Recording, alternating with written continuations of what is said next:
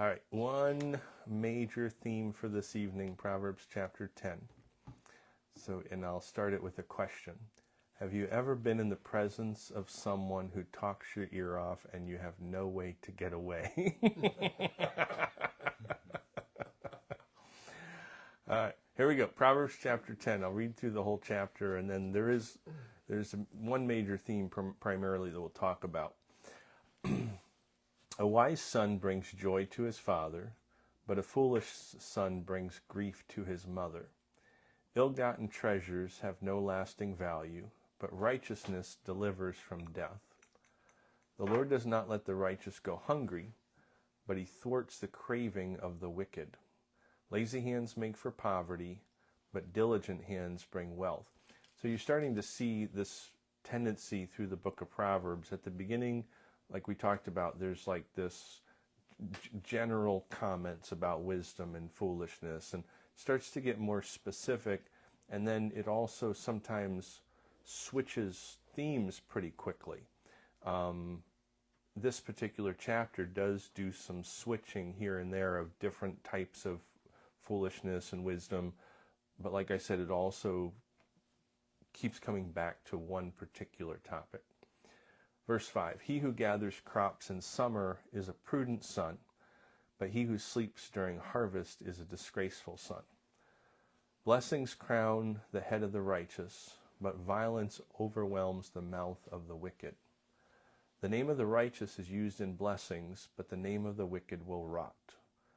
The wise in heart accept commands, but a chattering fool comes to ruin. Whoever walks in integrity walks securely, but whoever takes crooked paths will be found out. Whoever winks maliciously causes grief, and a chattering fool comes to ruin. So you see that phrase twice within a few verses.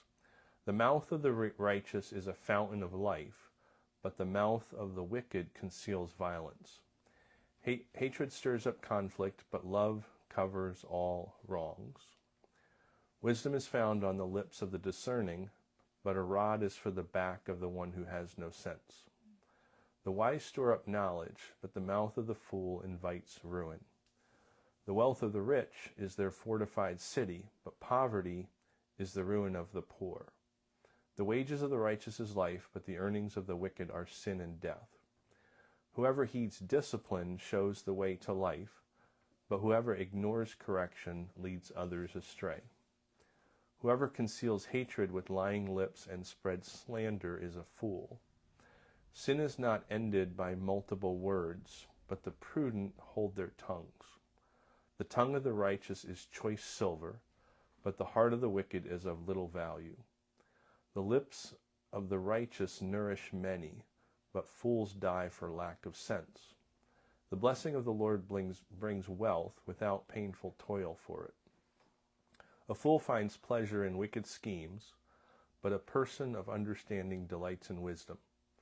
What the wicked dread will overtake them, what the righteous desire will be granted. When the storm has swept by, the wicked are gone, but the righteous stand firm forever. As vinegar to the teeth and smoke to the eyes, so are sluggards to those who send them. The fear of the Lord adds length to life, but the years of the wicked are cut short. The prospect of the righteous is joy, but the hopes of the wicked come to nothing. The way of the Lord is a refuge for the blameless, but it is the ruin of those who do evil. The righteous will never be uprooted, but the wicked will not remain in the land.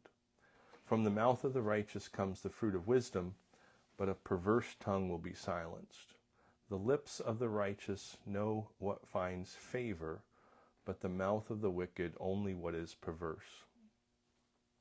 So, again, there's several different topics that are brought up there, but there's one that Solomon keeps coming back to, and it's seen in lips, tongue, words, things of that nature. And so basically it's talking about what we speak and what we say.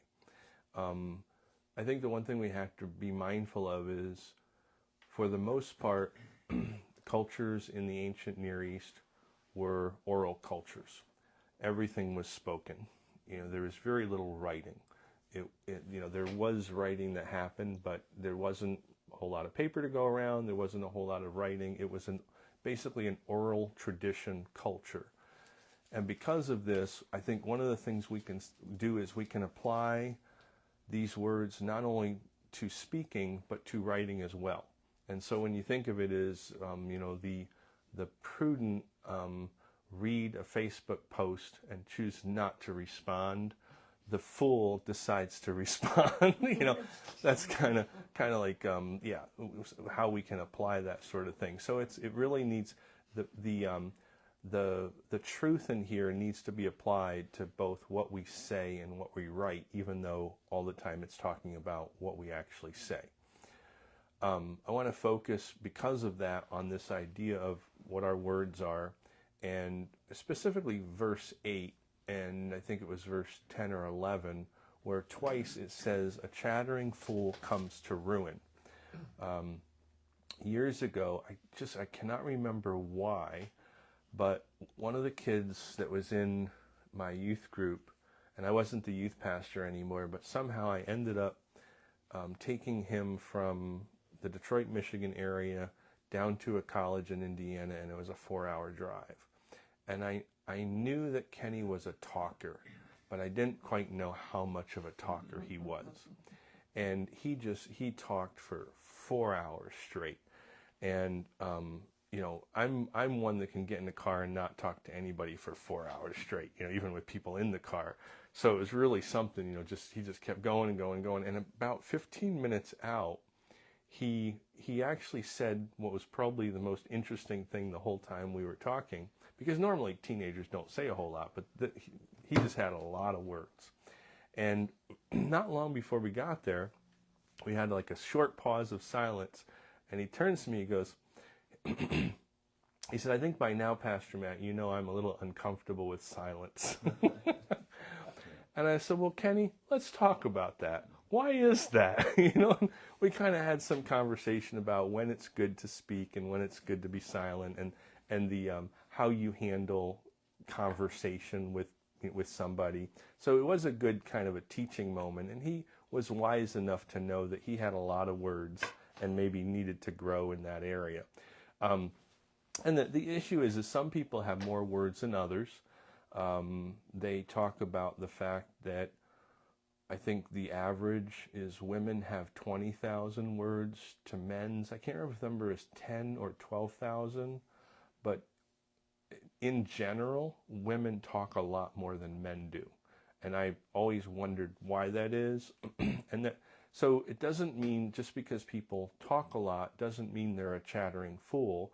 But what I would say is people who talk a lot are more likely to be chattering fools, obviously, than people who don't talk a whole lot.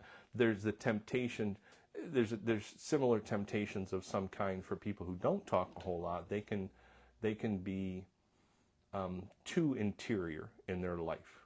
And I could be accused of that, is not bothering to talk because I'm just in my own little head all the time. Whereas people who have a lot of words, their temptation is to end up being what Solomon calls a chattering fool. So what does a chattering fool do that God finds offensive? And I'll give you a few options, and we'll talk about this during discussion time. Why would a lot of words bring somebody to ruin? And again, I want to be careful here, because just because a person may talk a lot doesn't mean they're a chattering fool. They could be an incredibly wise and intelligent person who just happens to be a very verbal person. So what is it that God finds offensive that would cause somebody to move in the idea of being a chattering fool? And I have 4. There may be more, and I'll kind of lay these out, and we can think about these and think about if there's any that I'm missing. The first one is a chattering fool probably falls into the category of the person who speaks without thinking. And I guess to some degree it's impossible to speak without thinking. You have to formulate something in your head, but you tend to jump to conclusions. You tend to your mouth moves faster, not than your mind does, but that your wisdom does. And so that would cause somebody to be a chattering fool because they speak without thinking. Without thinking speakers, people who speak without thinking, can end up misspeaking in a variety of ways. They can be outright wrong. They just jumped to a conclusion, started talking before they really thought through something. They became totally wrong. They can be impertinent. They can be disrespectful by jumping to conclusions about things. And they can also be discouraging. Making some sort of a judgment without really thinking through it can hurt people. It can hurt people's feelings. So the first one is speak without thinking. The second one is speak without listening. Debbie and I have some people in our lives who dominate conversations. And don't worry, they're not around this table.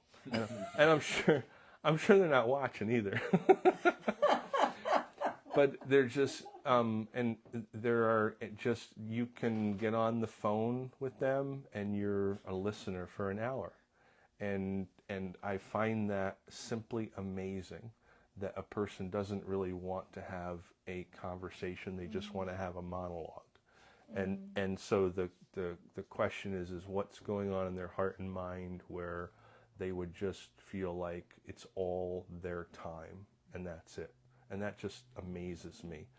And again, that falls into the line of being a chattering fool, to dominate a conversation and speak without listening. The other one is to speak when it's time to be silent. The chattering fool doesn't know how to operate under verse 19, which says, the prudent hold their tongues. And all of us know, and as we grow in wisdom, that whole idea of like Facebook earlier where I was talking about is you read a post and you desperately want to respond because it's something that maybe makes you upset or ticks you off. And the prudent know when to stay silent. And this is not worthwhile in this situation to bother to go into it with the person or the circumstance or the situation. The prudent also know when to speak. And so there are times when you're in the presence of somebody and you do sense the Holy Spirit seeking for you to bring truth into their lives. What I would tell you is 99% of the time, that's face-to-face. That's not online. That's not telephone.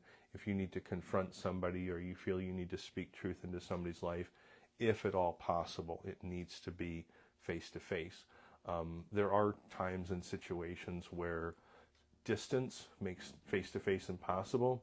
And in the old days, I used to say you need to sit down and write them a letter and be really careful how you word it, because the issue is anytime you communicate with somebody, this is the terrible thing about social media, anytime you communicate with somebody via typing communication, whether it's Facebook or a text or an email or what have you, there is so many opportunities for misunderstanding because they cannot see your facial expressions, your body language, your tone of voice, your volume, all the things that you would say, I really want to be gentle in how I communicate this. All those things are out the window.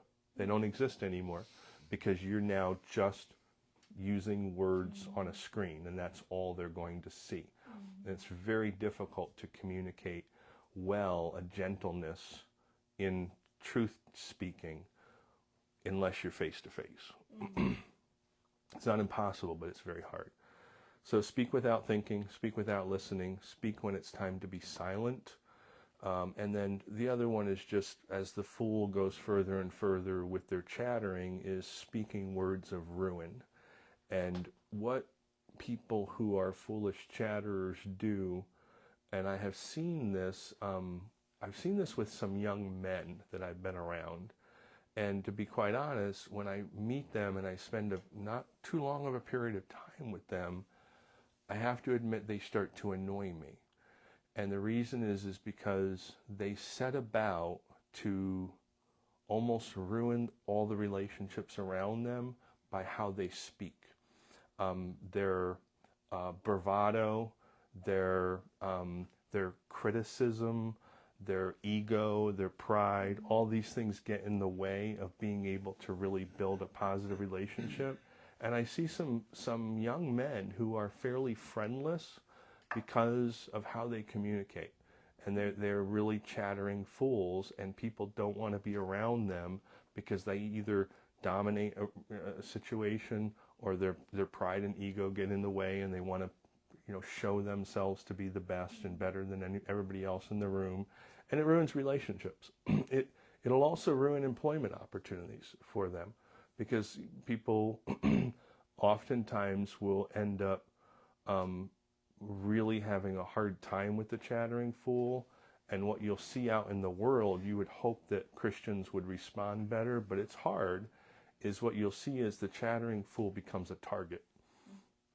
Sometimes behind their back, sometimes after a while right to their face, because people just get tired of their chattering. So ruin relationships, ruin employment opportunities, and a chattering fool ruins what is probably also already a shaky reputation.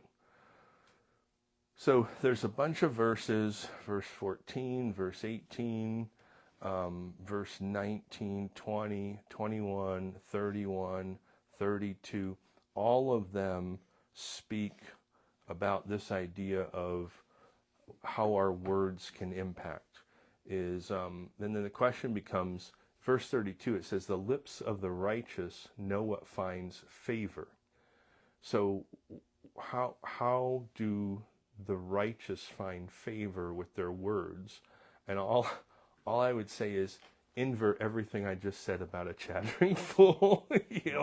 Just take it and revert. And all I did was I actually took all my notes from a chattering fool, I cut and paste them, I put them down here at the bottom, and then I inverted every single statement.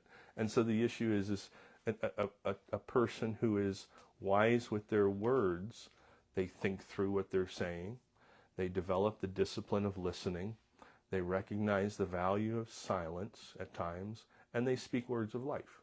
They speak words that build up rather than tear down. And so you have the idea of verse 32, the lips of the righteous will find favor first with God, favor with their family, favor with friendships, favor with relationships, and will see that their words speak life. So that's the big theme of this particular chapter. There's a couple, during our discussion time, there's a couple other topics that'll come up possibly with some of the other verses that are mixed in there. But let's take a break, and then we'll discuss chapter 10.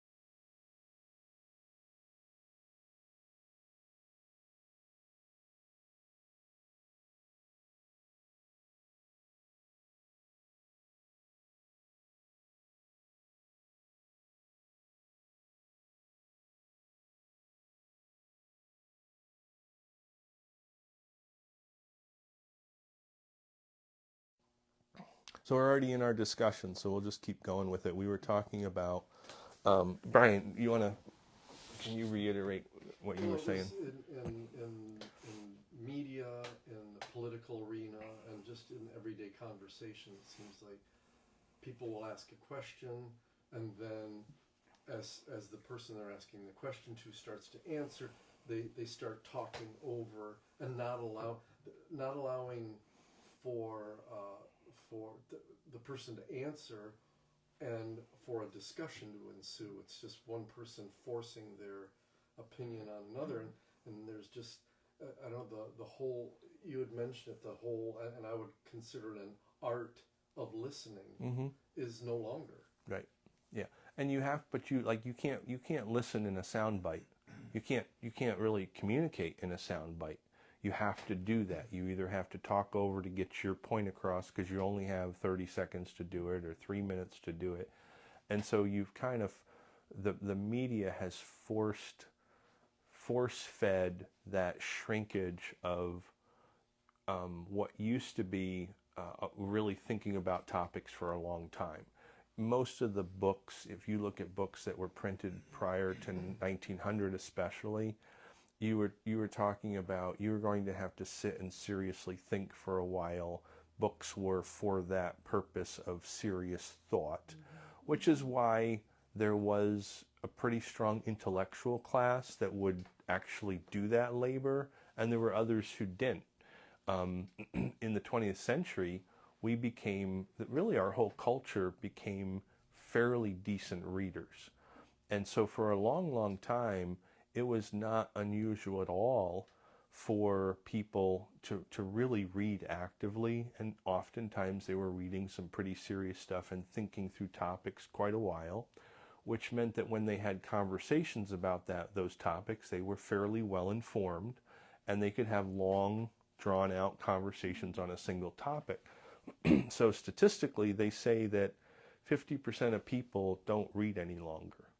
I mean, maybe they read a Facebook scroll, but they don't read any topic at length anymore. Now, some of them listen, and like I brought up the podcasting, when you have a 2-hour podcast done by a very intelligent person and you can sit and listen for a while to them, then to me that's like reading a good book. That's really diving into a topic deeply. But very few people do that any longer. It's everything soundbite. And then they make all of their conclusions about how the world works through a soundbite, which is just a terribly scary thing. Another thing about the news, talking about Walter Cronkite back then, the news was a half an hour for the whole day. And it was 80 to 90% facts of what was actually happening. Now it's 90 or 10% of the factual stuff, and then 90% is opinion.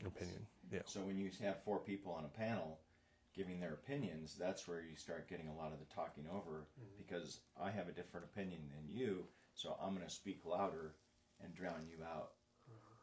So and news is 24 hours. It's 24 hours. So and it's really not news. Yeah. Well, and so this goes in with something about the chattering fool that I'll mention. We'll get to this question then. But one of the interesting things about that is there's 2 things that are going to happen when you decide that you're going to take part in a steady diet of that. So if you listen to that 90% opinion of people talking over one another and all that sort of thing, really either one of 2 things are going to happen. Either you're going to shut it all off, and the reason you're going to shut it all off is because your anxiety level can't handle the argumentative theme that's going on. Because what happens to some people is their anxiety level rises. They can no longer focus on what the conversation is. You've kind of torn apart focus as it is because you're talking over each other and everything, and they just shut it off. Or the other side is the people who leave it on and almost revel in it. They become argumentative people, and they don't really think through. They just adopt the pattern, and that's really a temptation that we have to fight as believers, is that if you get involved in that long enough, then you just become an argumentative person yourself, and you pick a side, and anytime anybody is not agreeing with your side, it's just an argument. And I think that is something to be said for that when we hear about, and probably all of us know of families that have been split over different political issues and things of that nature. And the biggest reason for that, I don't think, is necessarily the politics of it. I think that we're training people to be argumentative through those kind of scenarios. Do you think it stems from just a lack of respect for each other? Well, I think it also stems from a lack of wisdom. Mm-hmm. Because a person of wisdom knows either, so let's talk about both the wisdom and the lack of respect. The lack of wisdom is, I'm not going to sit, you have two options when you're with somebody and you disagree with them, two good options. Either you do recognize them as a fool, so you just think they're way off. And initially, really, when you recognize someone as a fool, you really should not continue in the conversation. You may come back to them later, but you really have to think through, how am I going to handle this person because they're talking foolishly? Or you end up just having a genuine give and take back and forth with somebody you don't agree with. And it's okay. You don't have to win them over. You don't have to prove you're right. It's okay to have a genuine conversation. So that's the wise side of it. The disrespect side is that we are definitely moving toward a culture that just doesn't respect one another in a whole variety of ways. The political spectrum is just one example. Mm-hmm. It's not the root cause, but it is one example of a disrespect we have growing for the people around us. So, I think that whole thing about listening is all over the Bible, like in verse in James, be quick to listen. Yep, slow to speak. Slow to speak, slow to anger. And, when I read that, it reminds me, every time I read it, it reminds me to shut up. Yeah. Joni might not think so. But are there a lot of other areas in the Bible, like in Psalms, I'm thinking there's got to be some talk about listen. Yeah, Proverbs is full of it, as far as, recognizing that we can be silent even in the midst of when we just totally disagree with somebody. But then there's also the discipline. One of my mentors years ago talked about a sermon series he did, and I've used it in teaching at different times, where it's he did a whole series on all of the one another passages in the New Testament. And so there's love one another and care for one another, encourage one another, but it's also what's the phrase, when you have to truth tell into somebody's life, is you what's the one another in Scripture that talks about that? Why am I forgetting the word? But you are called at times to confront one another, and you can be silent for so long in the face of another Christian, but if they're totally off base spiritually, or their truth is really screwed up, then there are times when you need to speak into their lives. And so silence is a very prudent thing, but to speak to a fool and bring wisdom is important as well, or to speak to somebody who is moving in a foolish direction. So verse 8, the idea of the chattering fool. So why would fools chatter?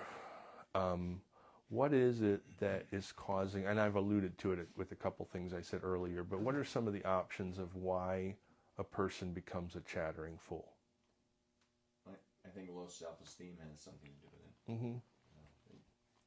And with that fourth item you were talking about, I think I was going to say boasting. Yeah. People that are boastful, they just keep talking because they want approval from someone. Sometimes they talk because they lack wisdom. and they're trying to kind of divert, distract you from that possibility. And they don't know anything, so they just Well, or they think they know it all, the know-it-all, the know-it-all. which are probably some of the most annoying of people. You're talking about, just a lot of words, but not a whole lot of knowledge. It's kind of like the person who writes the essay, and it's just they didn't read the book, but they just write the essay. The more words I say, maybe I'll be right somewhere along the line. So, pride and arrogance. People who are anxious, and especially if they're people who are extroverts anyway, anxious extroverts will speak a lot of words. And I do think, like I said, is the person who has a lot of words can be extremely valuable. But when they're in an anxious situation, they run the risk more likely of if they have a lot of words to speak, and they're not guided by the Holy Spirit, they have the real risk of being an anxious, chattering fool. And there's sometimes where you need to let. So I want to be careful with this, because sometimes people who are anxious, you need to let them talk it out. There is a time when you just need to sit and listen if somebody's struggling with something, and just let them talk. But if you start to try to bring some wisdom into their life, and like you said, Brian, they're talking over you, and you start to get the idea of, well, they didn't ask me to have a conversation to help them through this anxious situation. They're just verbally throwing up, And sometimes I would say sometimes people need to do that, and there are times, I've had a couple of times in my life where I've had some people in my life, and I can think of one in particular during a very difficult time, and we would take long walks together, and I probably did most of the talking, because I was trying to work out a very difficult and painful part of my life, and that person had decided to just be a good listener for me. So I think that's extremely valuable, is to help understand that when people are hurting and they're anxious, sometimes they may dominate the conversation, and you as the listener, counselor, support, sometimes it may just be that they're going to do 80-90% of the talking. I like what you said earlier about that the babbling fool could be more interested in providing or giving you a monologue rather than a conversation. Yeah, and it just boggles my mind, to be honest. There's a couple people I know of, and anytime you have a conversation with them, it's 95-5. In fact, sometimes it's 99-44 100%, and it's like the whole temptation on other people's part is just to say enough is enough and I'm done with it. And that circle of connection that person has could become very small because they don't recognize what they're doing. How do we discipline ourselves so we are prudent with our tongues? How do we get better at it? I think we learn to listen. So there's a discipline to listening. Mm-hmm. Yeah. Lesson I've kind of learned, I guess, is you talk and you think you know what you're saying and that, but I found out that many times I'll text somebody something and I'm writing it as if I was talking, but stop and read it. Does it not make sense? Yeah, is this really how many different ways can this be taken that I've said? Right. I'm not really saying what I mean to say. Yeah. So stop and think for a minute. Yeah. How can this be taken? How many ways could this thing be read? Right. And the truth be known is sometimes it can be taken multiple ways. Right. And there's different times when I've received a text and I have to stop myself because I think to myself, boy, that's awfully strong. Is how they responded, or an email or something like that, and then I'll stop and say, well, but I'm not there. I'm not in their presence, you know, and I don't know that this is how they communicate, and they don't stop and go back and think through it. Yeah. The funny thing, I don't know if any of you do this, but I still maintain, I don't know if you guys see my texts or think about this, but for the most part, I still maintain very proper grammar when I text. And I know a lot of people who there's no capitalization, there's no punctuation, there's, I'll even use the ... when I'm texting, which I think every time I do it, I think to myself, I'm such a sorry individual. I like the ... you know. Oh, I use it all the time. I do too. But I do think that because communication can be taken different ways so easily, that one of the ways you can actually discipline yourself is maintain a somewhat more formal text and email communication. Make sure you capitalize and punctuate, because there's different ways that you read things when you are not seeing them as a whole sentence, you know, or seeing them as a complete sentence. My uncle, when he would text me, he would do voice. He would record himself. And it was so nice because you heard his voice inflection. You know, you heard how he meant to say it. And I think that's something we do lose in just a text. Yep. It's like... So verse 18 says, it talks about, again, what we say, but it says this: whoever conceals hatred with lying lips and spreads slander is a fool. And so the issue is hate eventually comes out of our mouth through lies and slander towards one another. So when we do read a text or an email, or we do hear somebody say something, we have the initial emotional reaction of something that we don't like what they said. We don't like how they said it or what they said or whatever it is. And so the issue is how do we deal with it in our heart so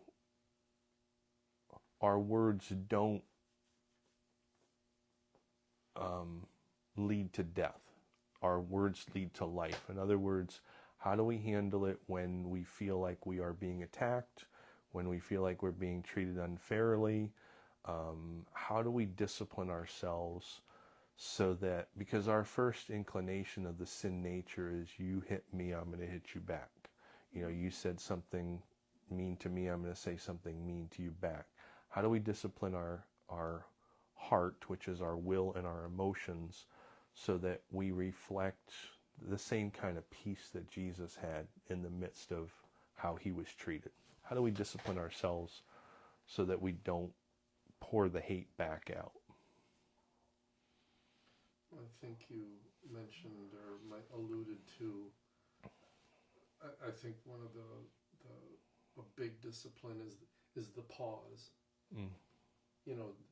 Everybody wants to jump on or go through and get into that confrontational mode, and if you pause, and then I know we've probably all heard the thing of you get into a verbal altercation, that if you start to lower your voice and speak more softly and calmly, it will bring the tone of the situation more under control.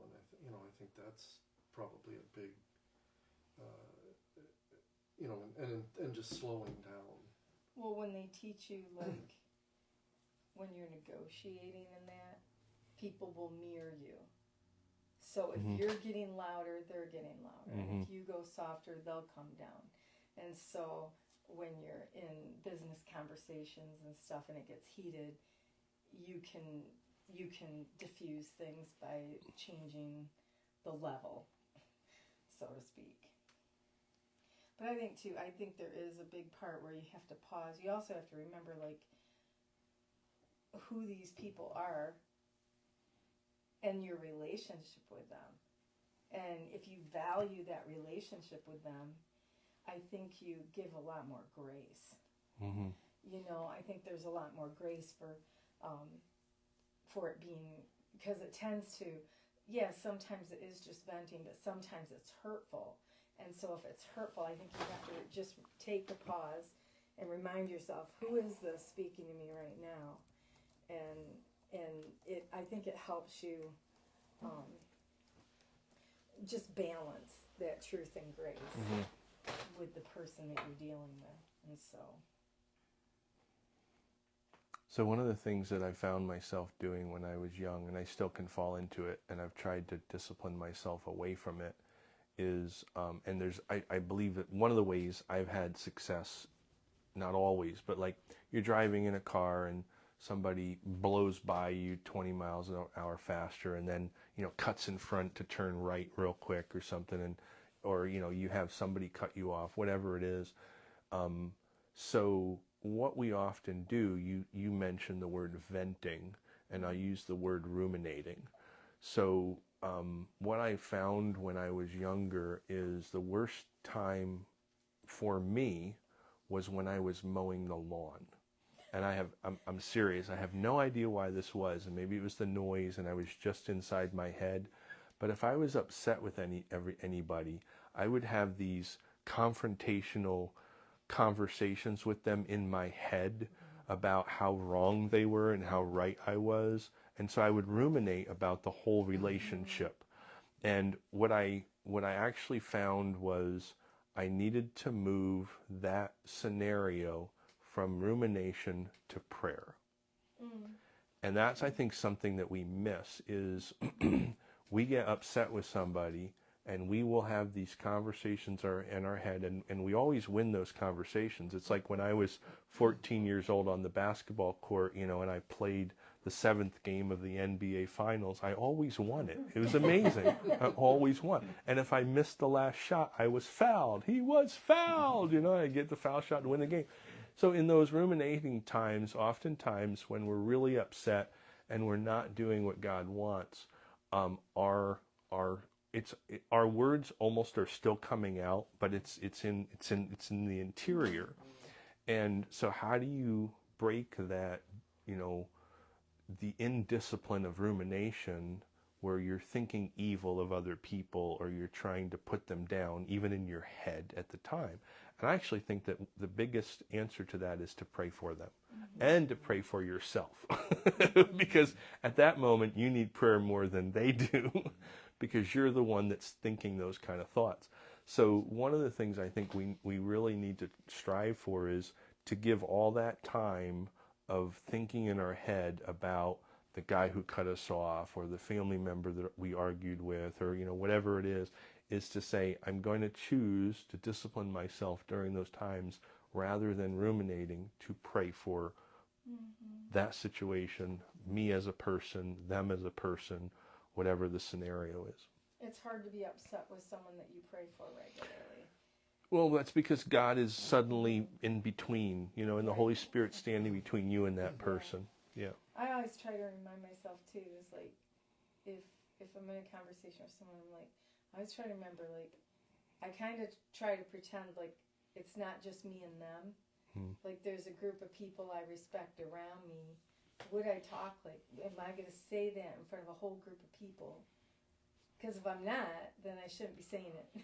Yeah. So I try to think in that mode too of, because I always feel like it kind of is like you're in front of someone because Jesus is there. Right. So he's listening to everything that's coming out of your mouth. So it's like I try to remind myself that, okay, I want to be sure that when it comes out of my mouth, it's something I wouldn't mind saying in front of Jesus. Or he wouldn't see me acting in a way that I shouldn't, Well, and think about what the Holy Spirit's trying to do. He's trying to nudge you in the direction of the fruits of the Spirit, of being at peace with people, of being patient with people, of valuing the goodness in the situation rather than the negative in the situation. So that is Proverbs chapter 10, and we will see you next week for 11. Drumbeat 11.